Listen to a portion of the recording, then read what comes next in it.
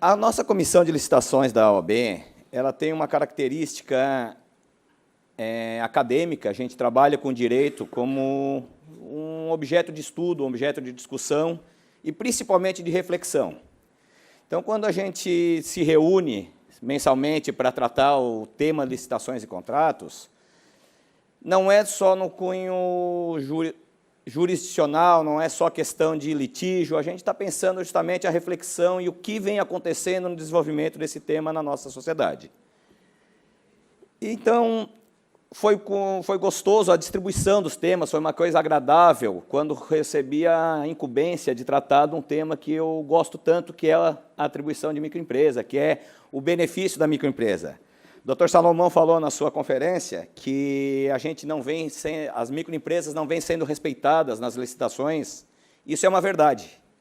Aqui nós temos presentes membros da administração pública, pessoas que atuam em setor de licitações. Já encontrei colegas advogados, mas também encontrei pessoal de comissões de licitações da administração direta e indireta, que vivenciam diariamente esse tema e sofrem dos mesmos conflitos e dos mesmos dilemas que a gente vê na função do advogado.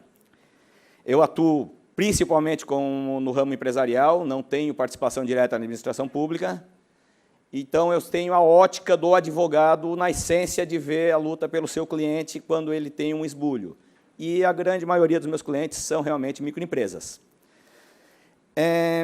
O tema do painel é justamente a Lei Complementar 123 como uma ação afirmativa em contraponto ao princípio da isonomia que a gente tanto fala nos processos licitatórios. Nesse tema, a gente precisaria distinguir, antes de entrar no mérito, dois conceitos, talvez, iniciais, que seria o conceito da ação afirmativa e o conceito da isonomia. Por quê? Porque a ação afirmativa, a gente tem como aquele conjunto de medidas popularmente conhecidas que levam ao objetivo de promover a inclusão ou diminuição de determinadas desigualdades.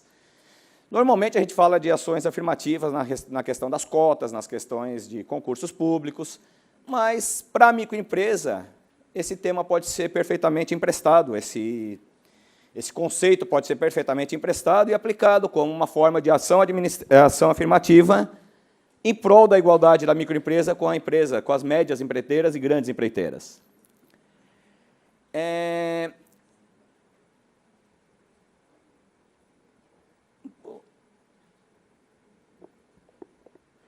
O conceito da isonomia, aqui está meio difícil de ver, o conceito da isonomia nos processos licitatórios, ele já tem tem guarida constitucional, todos nós lidamos com isso todo dia. Então, realmente, a gente surge um problema, que é comparação, que é o conflito entre beneficiar determinada empresa numa licitação, por ser microempresa, e, em contraponto, aferir esse conceito da isonomia de maneira tão agressiva como a gente vê normalmente nas licitações, porque, realmente, há um privilégio para a microempresa. O princípio da isonomia também tem na Lei 8666, a gente sabe disso. Com os dois conceitos em mãos, a gente vai chegar também uma frase falada pelo Dr. Salomão, que é o conceito da igualdade material, que, para a gente obter igualdade, a gente precisa tratar os desiguais desigualmente na medida da sua desigualdade. Esse microfone está funcionando, gente? Tem hora que... Então, eu falo alto mesmo.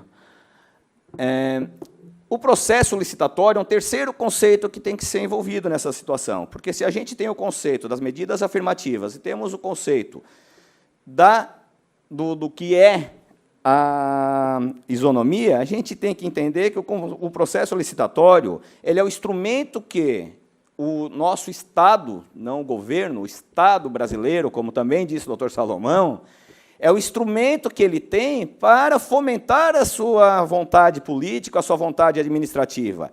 É o maior instrumento que o Estado tem, mais do que o concurso público, mais do que a eleição, porque a eleição não está na mão do Estado, está na mão do povo.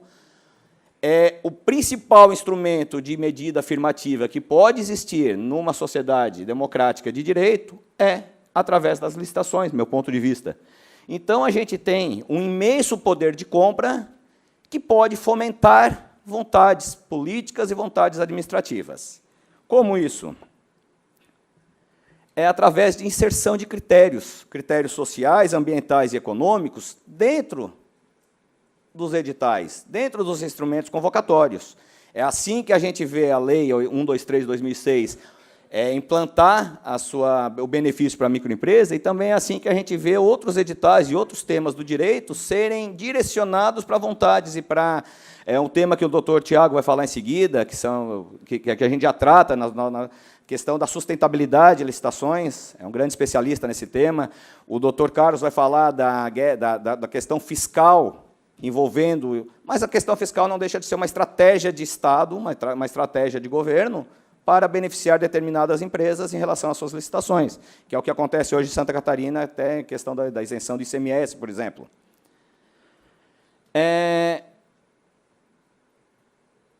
As questões de quebra do princípio da isonomia já estão presentes na nossa legislação, quando a gente analisa tanto a questão da indústria nacional, a questão das licitações sustentáveis e a questão do desenvolvimento tecnológico.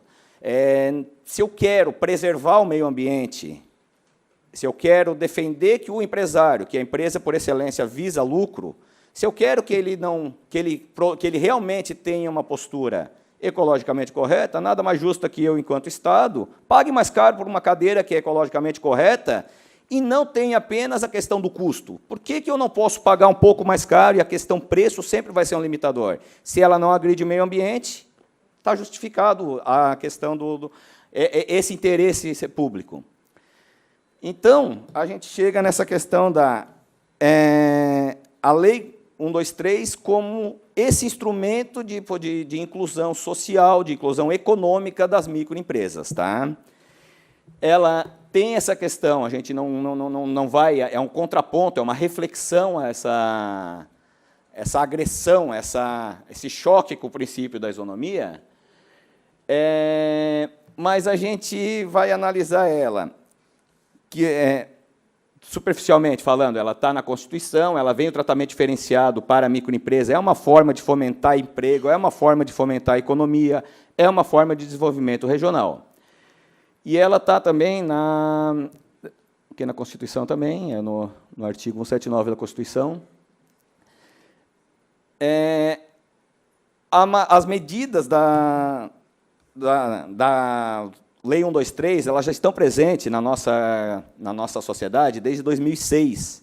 Só que ninguém ouvia falar tanto nas questões polêmicas da Lei 123, como a gente vem ouvindo a partir da Lei 147 de 2014, que trouxe inovações que, vamos dizer assim, elas realmente agrediram o princípio da isonomia. Antes a gente tinha aqueles direitos universalmente conhecidos, que é a questão do empate ficto, da postergação da regularidade fiscal, são exemplos que não chocariam tanto. É um privilégio, mas não é um privilégio tão grande. Agora, a partir do momento em que eu falo em licitações exclusivas, ela começa a chocar. Por quê? Porque a gente vê a administração contratar por 100 numa licitação de ampla concorrência e, de repente, contratar por 120 numa licitação seguinte em que só participou a microempresa, para o mesmo objeto. Qual é a resposta que o direito pode dar para isso? Qual é a resposta que o direito vai dar para essa questão? A primeira análise é que ela é legal, ponto. A Constituição prevê um tratamento diferenciado e a Lei 123, alterada pela 147, ela trocou o verbo. Ela não fala mais em poderá, ela fala em deverá. Então, todos nós que operamos o direito diariamente, somos obrigados a seguir essa lei. E esse novo quadro obriga que a gente conceda o tratamento privilegiado para a microempresa.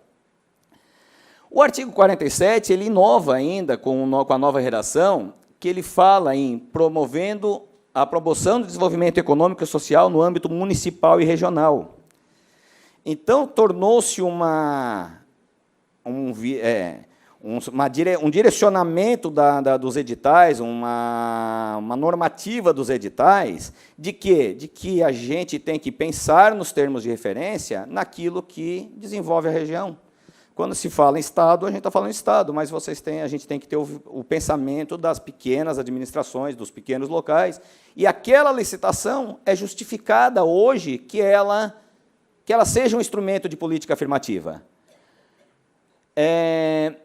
Inclusive, a Lei 147 inovou quando ela falou o seguinte, que é obrigatório a seguir o tratamento beneficiado mínimo previsto na Lei 123, enquanto não houver uma lei mais benéfica. Quer dizer, gente, município nenhum de Santa Catarina, município nenhum do Brasil hoje, pode se abster de dar o tratamento, abster de seguir a lei federal, enquanto não tiver algo melhor. Pior não pode ser. Santa Catarina está nesse caminho, Santa Catarina tem uma lei complementar que trata da microempresa, e os municípios têm administração direta, indireta, ela incluiu tudo, inclusive as empresas de economia, a sociedade de economia mista, antes da nova lei. No artigo 48, a gente tem a questão dos direitos objetivos trazidos, que seriam, talvez, o foco de maior polêmica. São as licitações exclusivas, para contratações até 80 mil, e também as cotas de 25% para aquisições de natureza divisível. Nós não vemos isso sendo respeitado, a gente vê isso diariamente. Prefeituras, hoje, todos os dias, a gente vê situações dessa, que a prefeitura alega um motivo que não é divisível e não concede a cota. A gente vai ter que amadurecer, a gente vai ter que seguir um longo caminho, talvez, enquanto não vier essa nova lei, mas a gente vai ter que seguir esse caminho e lutar por isso, que onde for natureza divisível, está obrigado a dar 25%, se o limite superar 80 mil, ou se for abaixo de 80 mil, é exclusivo para a microempresa. Ponto final, não tem mais discussão. Tem a discussão do artigo 49, que a gente já vai ver em seguida. Mas um outro tema muito interessante é a parte 3, o parágrafo 3º do artigo 48, quando ele fala da prioridade de contratação para microempresas, empresas de pequeno porte sediadas local e regionalmente até o limite de 10% do melhor preço válido. Gente, isso está criando uma polêmica, está criando um celeuma nas administrações públicas. A gente vê hoje em dia municípios confundindo isso, trabalhando com licitações exclusivas para microempresas de âmbito local, coisa que a lei não reza. A lei não prevê essa possibilidade, ela prevê tratamento diferenciado para microempresas frente a microempresas externas, mas não prevê exclusividade para a microempresa local. E o decreto 8538 traz essa definição, o que é microempresa de âmbito local e o que é microempresa regional. Então, não é um critério objetivo, está previsto no decreto, é só seguir. Só que a gente vê decretos municipais restringindo. Eu já vi decretos municipais que restringem a regionalidade, já vi decretos, já vi regulamentos que não estão seguindo isso, só que lá no artigo 47 a gente diz que, enquanto não for mais benéfica, vale a federal. É uma discussão que vale a pena a reflexão. Aqui o objetivo não é a gente dar uma resposta, é simplesmente levantar essa polêmica. Quando a gente fala da microempresa, pegando esse gancho da microempresa local, foi citado no início dos trabalhos a questão da gênese da lei, da origem da lei, o porquê que essa lei foi posta desta forma. E eu costumo discutir esse assunto dando esse exemplo, assim, utilizando esse formato. Os servidores estaduais, quem está num grande centro como Florianópolis é acostumado com licitações de grande porte e administração bem estruturada. Mas imagine aqueles municípios do interior de 5 mil habitantes, 10 mil habitantes, 15 mil habitantes, 20 mil habitantes. Não é todo dia que eles recebem investimento, não é todo dia que eles têm verba para licitar, não é todos os dias que eles têm condições de orçar uma obra. Então, assim, faço uma licitação num pequeno município para uma obra de 100 mil reais e contrato uma empreiteira de Florianópolis, uma empreiteira que vai lá e ganhou aquela obra. No final, a gente vai ter, dentro da cidade, uma obra de 50 mil entregue e 50 mil a empreiteira vai pagar, vai recolher de tributos no seu município, vai gerar emprego no seu município, ela vai ter toda a distribuição da verba da obra vai acabar indo para outros lugares, para os outros destinos. Quando a gente joga essa obra numa microempresa local, é o inverso. Eu vou ter a mesma obra de 50 mil, pelo mesmo custo de 50 mil, mas eu vou gerar empregos na cidade que está licitando, eu vou contratar o posto de gasolina da cidade, eu vou contratar tudo naquela cidade, oficina, material eu vou comprar na cidade, e no final eu tenho uma obra de 50 mil, mas eu tenho mais 50 mil girando dentro daquela comunidade. Então, essa reflexão da microempresa, ela não pode ser afastada. Ela não pode ser... talvez seja um ponto de vista meio particular meu, mas talvez não. Talvez eu acho que tem já tem vários doutrinadores, tem vários artigos nesse sentido, e é uma questão que deve ser sempre refletida. Por fim, um outro ponto importante dessa alteração promovida pela Lei 147 fala da questão da presença do benefício. Até 2014, 2015, com a vigência da lei, a obrigatoriedade do tratamento privilegiado previsto no 47 e no 48 tinha que constar no edital. Então, hoje ainda eu vejo alguém falar assim, não é exclusiva porque não consta no edital. Gente, a partir da Lei 147, com a revogação do inciso 1º do 49, não se fala mais em previsão editalícia. Vale a lei, porque a lei diz que o tratamento é obrigatório. E, antigamente, esse inciso falava, o critério tem que estar no edital, revogaram expressamente. Então, não tem mais discussão. Hoje, o tratamento privilegiado para a microempresa é uma obrigação da administração em todas as esferas. Um segundo ponto é que, com essa previsão editalícia, a previsão legal expressa, o ônus da impugnação virou para a grande empresa. Hoje, quando o edital não dá o tratamento privilegiado para a microempresa, quem tem que impugnar, quando ela dá, quem tem que impugnar é a grande empresa. Não é mais questão de discutir na hora da licitação se vai ter o tratamento ou não. O tratamento é legal, a exceção tem que estar prevista. E a exceção está prevista no artigo 49, que é não houver no mínimo de 3 fornecedores microempresas. Esse é um outro tema fantástico, extremamente polêmico. O nosso Tribunal de Contas tem várias decisões no sentido, que as administrações vêm entendendo isso, vários municípios que a gente participa, a gente vem vendo isso, que vem entendendo que, se não tiver 3 licitantes microempresa, o tratamento, eu posso aceitar a proposta de uma grande empresa. Eu discordo veementemente, eu entendo que o tratamento diferenciado ele é previsão legal e a lei fala em não houver, no mínimo, 3 fornecedores aptos a oferecer o seu produto. Então, não interessa se estão na licitação ou não. Interessa que existam 3 fornecedores, porque a entrada na licitação é uma prerrogativa do empresário e não questão da administração. Certo? 3 fornecedores são diferentes de 3 licitantes. E o edital hoje, que não concede esse tratamento diferenciado, ele obrigatoriamente tem que ter um estudo prévio. Um exemplo que eu utilizo normalmente é a questão, por exemplo, das concessionárias de automóvel. Se eu exigir comprar numa concessionária, dificilmente eu vou ter uma concessionária, para comprar um carro de 70 mil, dificilmente eu vou ter concessionárias, 3 concessionárias, microempresas aptas a fornecer o carro. Então, é justificado, por exemplo, que se exclua o benefício da microempresa e permita a participação de grandes empresas para lotes abaixo de 80 mil, mas essa é a exceção e tem que estar no edital.